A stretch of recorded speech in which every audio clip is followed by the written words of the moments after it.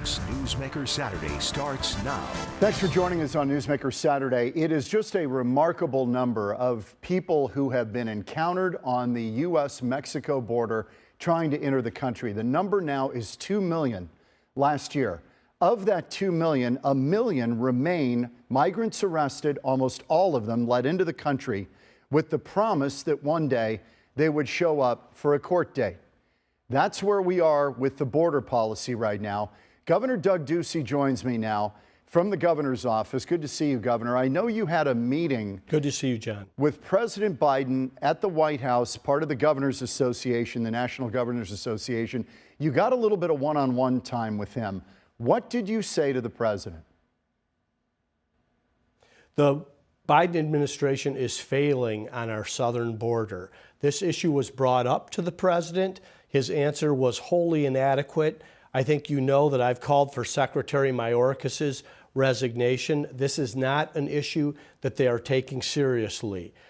The president was generous with his time, and he met with every governor from around the country that was in Washington, D.C. for the governor's only meeting. But he conflates border security with immigration. And John, he reminisced about the good old days when he and Lindsey Graham almost solved this issue in the United States Senate.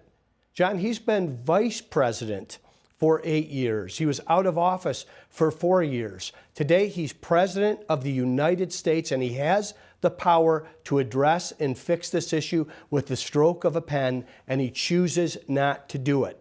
So we are going to act in Arizona. We have put our National Guard to the Border Strike Force. We have a plan to secure and protect our border in Arizona. But if our entire southern border is not secure, neither is our nation. Tens of thousands of pounds of fentanyl and methamphetamine are spilling over the border into American towns and cities, including those in Arizona. Fentanyl is the #1 leading cause of death among young people in southern Arizona. That is on Joe Biden and Kamala Harris. They must act on these issues for federal protection. Arizona will continue to do everything possible within our authority. Governor, you're extremely passionate about this. I can tell in your voice. When you get with the president one-on-one, take me inside that room. I mean, how animated are you with him that, hey, we have got to stop this, sir? I mean, how animated did you get with him? Listen, this is a serious business and a serious issue. Of course, I'm always going to respect the office of the President of the United States, but I think he knows in no uncertain terms. And it's not just from Doug Ducey in Arizona, it's from Governor Greg Abbott in Texas. We sent him a letter with 26 governors, a majority of America's governors on there, with a 10-point plan that he doesn't need to pass through the legislature, that with a stroke of a pen, like I said, he could fix this or dramatically affect this by this time tomorrow. That's the power of his office. They do not want to deal with it. The secretary sneaks into the state, doesn't address the governor, doesn't contact the congressional delegation. I've called on our United States senators, the most powerful senators in the land, because they need their vote to pass anything. And we've put language on our website that they should be a no on everything that comes across their desk until this problem is solved. Governor, I keep getting back to this. What is the motivation to allow this kind of, I would almost call it an open border. They really bristle at that suggestion, but why are they doing this? Why has the Biden administration, have you gotten an answer as to what the end game here is? Why would they want this kind of unbridled movement of people, not only from Mexico and the Triangle countries, but now we learn people from India, from all kinds of countries now are coming in. What's the deal? I mean, what is Turkey is another one. What's the reason? What's the end game? Why are they doing this?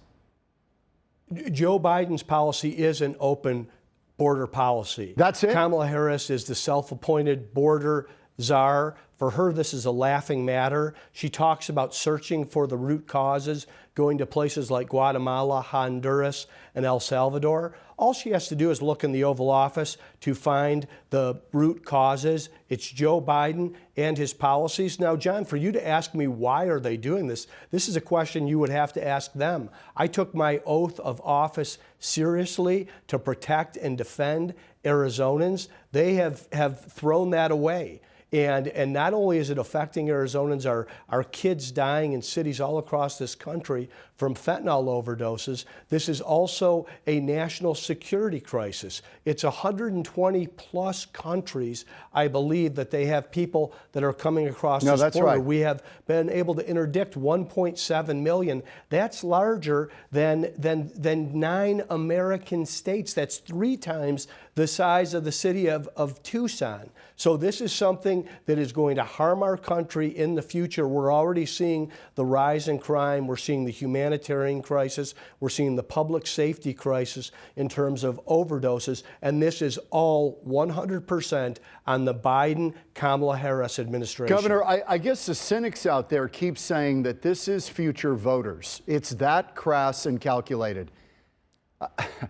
Is that really it? Well, first they can't vote. Constitutionally, no, they exactly. can't vote. That's a long, they are long illegal process. immigrants. They cannot vote. That is a cynical look at it. I mean, that's a question that you should ask Joe Biden. I haven't had the opportunity, next time he Governor, comes to to do Arizona, it. if he ever does come. Yeah. Now, say again, John. I haven't had the opportunity to ask him this. Well, he hasn't come to our state. Kamala Harris hasn't been to the border. You know, President Biden has never been to the border. This is not like this is a new issue in our country or a new issue in our state. He has never in his time in public office, nearly 50 years, been to our southern border. So when you tell him in the Oval Office, you've got to help us with this, what does he say? He has an excuse. He has an explanation of what is happening with Secretary Mayorkas and the Customs and Border Patrol. I don't know that he knew at that time that there was live video of the border agents actually turning their back on Secretary Mayorkas. They have lost any confidence and any faith in this administration. And, you know, John, these are our neighbors. These are our Arizonans who work for the federal government in a law enforcement capacity, in Customs and Border Patrol, border agents, of course, the Border Strike Force, and our Department of Public Safety. We can resource the Department of Public Safety and our Border Strike Force, but these border agents have been completely neglected by the Biden administration, and that's why they pushed back on Secretary Mayorkas. It's why I called for his resignation. You would think if Joe Biden was going to find anyone to fire, he'd fire Secretary Mayorkas first, and he could actually bring back Jay Johnson, who was Homeland Security Secretary under Barack Obama and did visit the border, did have metrics in terms of what success was here, and sent a clear message all to Central America and South America, including Mexico, that the border is closed. Yeah, he's been very critical. Quite the opposite. He's been very critical, Jay Johnson, of what's happening on the border right now. He says it makes no sense, and he was Obama's guy. Okay, we need a little truth-telling here. All of these gubernatorial candidates on the Republican side are talking about, when I become governor, I'm going to finish the wall. Give us a little fact-checking here on this. Is that a fair statement to make? Because some of this wall is not under the purview of Arizona. You've got tribal lands, there's sovereign lands involved. There are obviously places, because of topography, you can't finish it. It just doesn't make sense. What is real here? When you hear candidates say, I'm going to finish the wall, can you? Well, I'm going to tell people the truth, and I'm always going to be candid. And I was supportive of President Trump's wall. And I would refer you, John, to my State of the State speech that I just gave several weeks back in January, when I addressed a 5-point plan to address Arizona's border and to make it more secure. We can build physical barrier in Arizona. I intend to do that, but you do have the tribal nations, you do have federal lands. It's the election cycle, so I'll let the voters do their due diligence on this, and I may have more to say on some of of these issues as we get closer to primary date and certainly the election in November. But voters are going to have to judge what people are saying, because this is where you make commitments, you bring your plan, you say what you want to do. You know that I talked about getting our income tax as close to zero as possible, a big believer in school choice and support of families, supporting students versus systems, those types of things. The border was a real issue. In 2014, we created the Border Strike Force. I'm going to talk on my record and the real issues that we have to address in this office, and I'll leave it to the voters to make their decisions. Okay, Governor, on the just so people at home know, there's 300, the border Arizona-Mexico, that border is 370 miles long. To my understanding, 226 miles of that bollard fencing, that's the serious 30-foot fence that's been completed. That leaves about 150 miles left of border wall. Now, you've got on the Tohono O'odham Nation, that's 75 miles of that, what do they call it, the Normandy fencing. That's just a vehicle barrier, very low to the ground. It's not going to stop foot traffic, but it will stop vehicles. But we don't have serious wall on about 150 miles, and some of that, again, topography really precludes it. It's not a place, it's a normal crossing point anyway. So how much, it comes down, as I understand it, maybe to about 20 miles left to finish. That seems not a big deal. Can the state of Arizona do that? John, it's a wall where necessary. It's a physical barrier in addition to that. And like I said, Arizona is going to do everything it can in Arizona. Now, when you put in the Tohono O'odham Nation there, I know you know that that's a Native American sovereign reservation. Yes. So you have to work with the tribe to get that done. You've got to have, in addition to wall and physical barrier, boots on the ground and surveillance. So much of that Arizona can do, but even if we seal the border in Arizona, secure the border in Arizona, if Mexico and California are wide open, then you've left the country in harm's way. Yeah. This is a federal issue, and you have to have a federal government that wants to pay attention to it. That's what my border plan that was revealed in the State of the State addressed. Okay, you sent, let me check here. You sent 75 National Guard down to the border. Is that correct? Is that the number? No, pardon me, 250. No, we have more National Guard at the border. And that will change depending on what our border agents and Custom and Border Patrol are requesting. We've spent $55 million. That's in a state budget. $55 million additional dollars is a significant investment. Let me ask you about that. More this year, along with physical barrier, getting vehicles down there, and like I said, surveillance. Right. Now, on that score, and I thought it was 25 million. You say it's 50-some million. State Senator 55. Victoria Steele. 55 okay, 55. Million. State Senator Victoria Steele from Tucson, you know her. She called it political grandstanding. She said, seriously, we're going to spend, she said 25 million. 55 million in state money on this, she said in a Twitter post. What do you say? Well, I would tell State Senator Victoria Steele to talk to the mothers whose children have overdosed on fentanyl, and then maybe she can see how important and serious this issue is of border security. And that's only talking about the public safety part of this. We're not talking about the national security, the humanitarian issues that are going on with the child sex trafficking and the human trafficking that's happening here. These cartels are using the Biden administration, and I guess now with Victoria Steele, the Democratic Party in Arizona, as their marketing arm. This is a serious issue, and it's not a partisan issue. Protecting public safety and keeping our citizens secure in their home and business is something every elected leader should take very seriously. Governor, before we go, I've got to ask you about the situation with education funding in the state. As you know, there's a big debate right now over this cap on education spending that was put into place by voters back in the 1980s in Arizona. Now, people who are really worked up about this say if this isn't resolved by the legislature, districts around the state could be facing a 16% cut. It could actually cut short the school year to maybe April. I see you smiling. Am I to read this that you think this is hyperbole and scare tactics and it's not real? Or is it real? Well, I do think there are folks out there that are alarmist, and this is a serious issue. I have every confidence it'll be resolved. I think that your viewers should have the facts that education has got $8.6 billion additional dollars since 2015, more than any other state in the nation. You're well aware that our teachers have enjoyed and deserved a 20% pay raise. We were able to pass Prop 123, $3.5 billion additional dollars, and extend Proposition 301. This is an administrative issue that is in front of the legislature, and I have every confidence it'll be successfully resolved. How much of this hinges on the Prop 208 decision that's hanging in the balance in the courts right now? And the judge said this week, look, I'm going to make my decision in 60 days. This is Prop 208. Voters passed it, putting a surcharge, a tax on the wealthy, 250 individual, 500,000 income for dual income. It would be a surcharge on them to pay for education.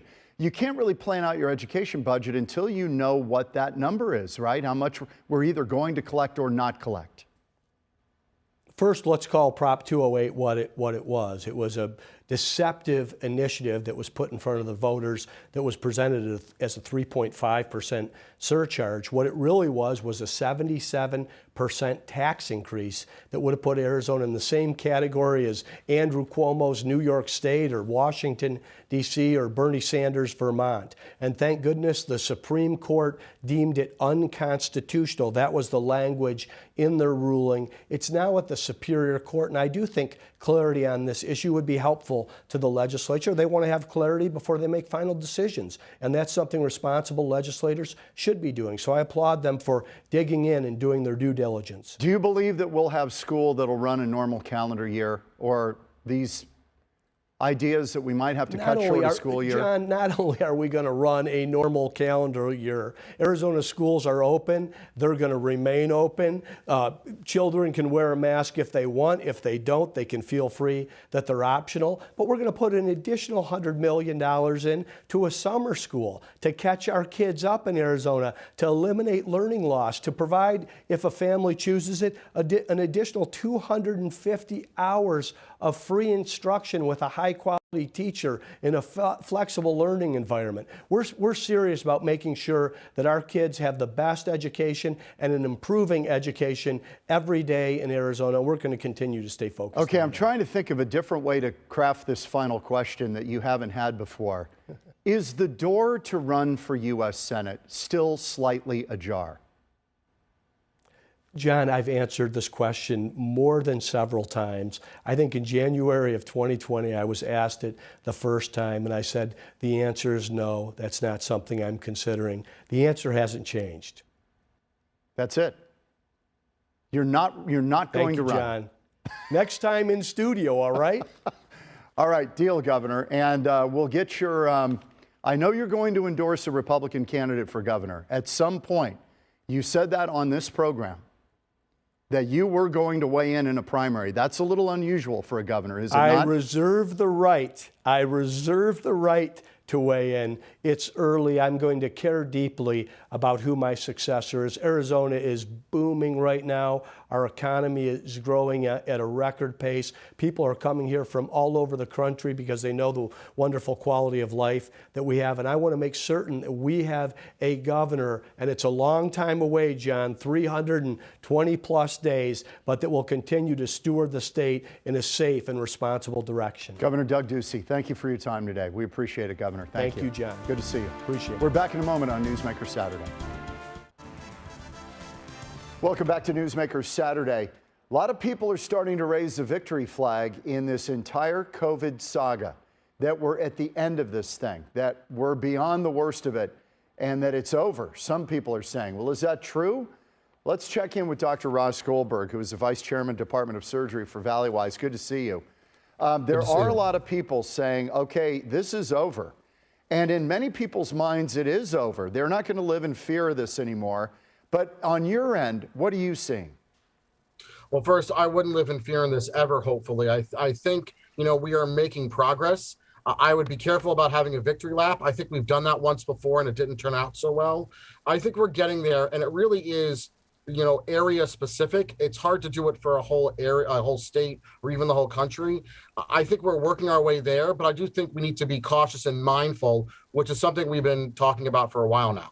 Okay, so is there a similarity in the arc of COVID-19 to the 1918 Spanish flu, which kind of became at the end the flu variants that we see now seasonally? Is that what we're looking at? I think it's been pretty much agreed everywhere that we're not going to eradicate this virus, that at some point we're going to have to live with it, like you said, the endemic phase. The question is, what does it look like as we go into it, and what can we do to prevent another variant from popping up that would cause trouble like Delta and Omicron? And that is what we're trying to figure out. We still are learning a lot about this virus. Again, I don't want to live in fear. I don't want to talk about we have to mandate this and that. I want everyone to be smart and safe.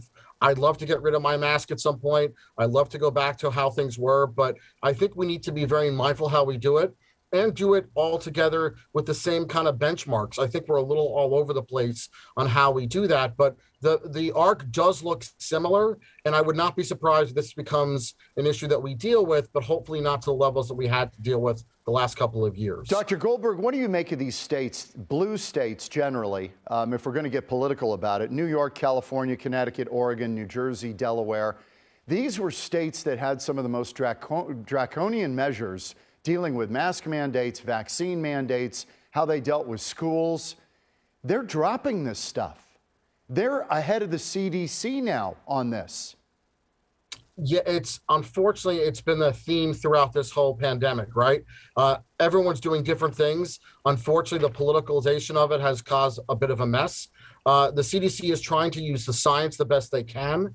You've got other factors, and I've said this before, as a healthcare worker, I'm providing from the science and the medicine side of it, but I also understand it's a lot more complex than that. There's business, there are other leadership issues that our elected leaders have to deal with.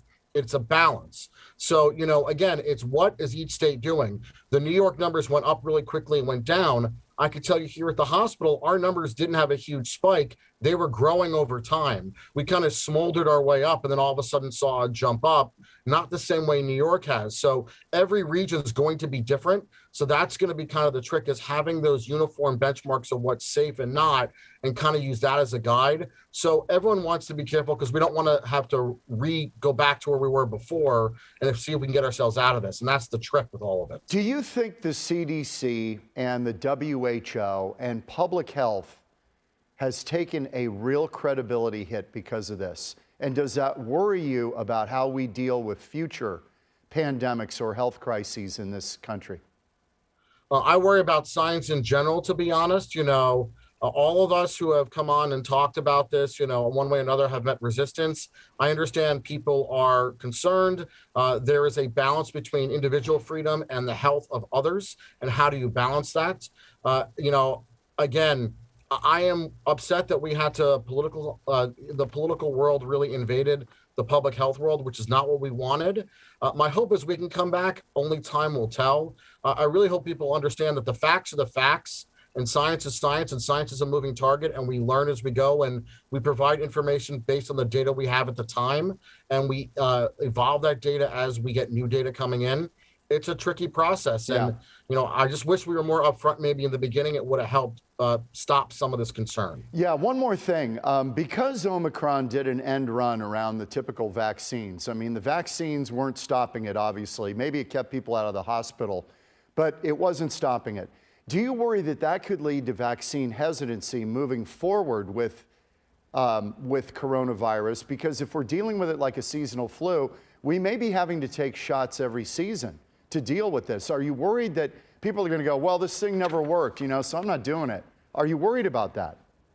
I am. And again, I want to emphasize to your audience, the vaccines did work. So initially, yes, with the founder virus, we were finding significant stoppage of the virus. Then it evolved. But again, as you said, hospitalizations and risk of getting seriously ill and dying from this virus dramatically drops when you're vaccinated and boosted. The studies have shown it over and over again. The vaccines work. The idea is to keep you out of the hospital. So I really would emphasize the vaccines are doing their job, protecting people from getting really sick, and protect them from the hospital, which is an important part. Again, the hospitals need to be able to function to take care of everyone. If they're overwhelmed with COVID patients, we can't take care of the other problems. Yeah, Dr. Ross Goldberg, I really appreciate it. Good to see you. And always a sober voice out there. Thank you, Dr. Goldberg. We're back in a minute on Newsmaker Saturday.